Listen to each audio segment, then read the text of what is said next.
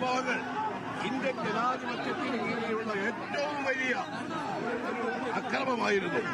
റോക്കോട്ട് പാർട്ടിയുടെ നിരവധി ദിവസം നിരാഹാരം നടത്തിയ ആളുകളെ ബലമായി പോലീസ് മാറ്റം ചെയ്തു.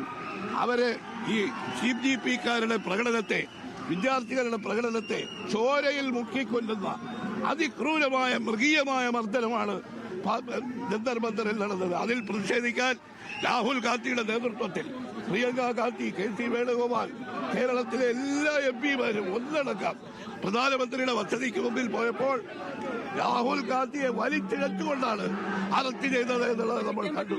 പ്രിയങ്ക ഗാന്ധിയെ സ്ത്രീ പോലീസുകാരൊന്നുമില്ലാതെ അവരെ ബലമായി വലിച്ചഴച്ചുകൊണ്ട് പുരുഷ പോലീസാണ് വലിച്ചഴച്ചുകൊണ്ട് പോയത്. ഇതെന്തോന്ന് വെള്ളരിക്കാ പട്ടണമാണോ? 23 ലക്ഷം വിദ്യാർത്ഥികളുടെ ഭാവിയെ പന്താടിയ ഒരു ഗവൺമെന്റാണ്. ധർമ്മേന്ദ്ര പ്രധാൻ രാജിവെക്കണമെന്ന് ആവശ്യപ്പെട്ടുകൊണ്ട് ഗാന്ധിയൻ മാർഗത്തിൽ സമരം നടത്തിയ ആ സോമൻ വാജുവിനെ ഇവർ വളരെ ക്രൂരമായിട്ടാണ് അദ്ദേഹത്തെ അറസ്റ്റ് ചെയ്ത് അദ്ദേഹത്തെ പോലീസ് തട്ടിയെടുത്തുകൊണ്ട് പോയത്. കുട്ടികൾക്ക് നേരെ നടത്തിയ ജന്തർ മന്ദറിൽ നടത്തിയ അക്രമം ഒരു ജനാധിപത്യ സമൂഹത്തിന് രാഹുൽ ഗാന്ധിയെ പരിക്കേൽപ്പിച്ചു. ഒരു കാര്യം ഉറപ്പാണ്, ഈ നീറ്റ് പരീക്ഷയിലുണ്ടായ ക്രമക്കേടുകൾ അത് 20ഓളം വിദ്യാർത്ഥികൾ ആത്മഹത്യ ചെയ്തു. എന്തിനാണ്?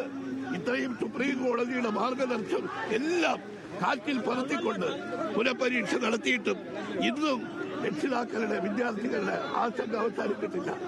ഒരു സമൂഹം പുരോഗമിക്കുന്നത് വിദ്യാഭ്യാസത്തിലൂടെയാണ്. ഒരു കുടുംബം പ്രാപിക്കുന്നത് വിദ്യാഭ്യാസത്തിലൂടെയാണ്. കുട്ടികളുടെ വിദ്യാഭ്യാസത്തിന് ഇതുപോലെ തകർക്കാൻ ബോധപൂർവമാണ്.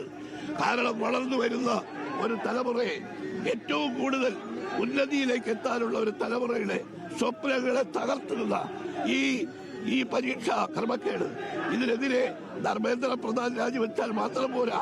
ഇപ്പോൾ രാഹുൽ ഗാന്ധി ആവശ്യപ്പെട്ടത് ഇന്ത്യയുടെ പ്രധാനമന്ത്രി രാജിവെക്കണമെന്നാണ്.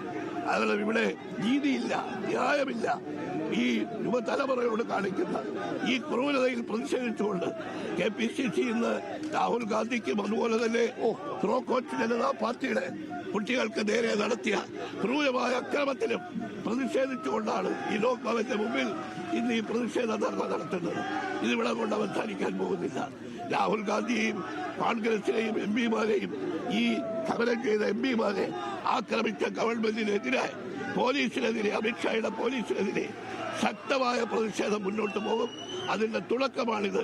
ഈ ധർണയിൽ, ഈ പ്രതിഷേധ മാർച്ച് ആ മുന്നോട്ടുള്ള സമരത്തിന്റെ മുന്നോടി മാത്രമാണ് എന്ന് പറഞ്ഞുകൊണ്ട് രാഹുൽ ഗാന്ധിക്കും പ്രിയങ്ക ഗാന്ധിക്കും KC വേണുഗോപാലിനും കേരളത്തിലെ ഇന്ത്യയിലെ എല്ലാ MP മാർക്കും ഞങ്ങൾ ഐക്യദാർഢ്യം പ്രഖ്യാപിക്കും.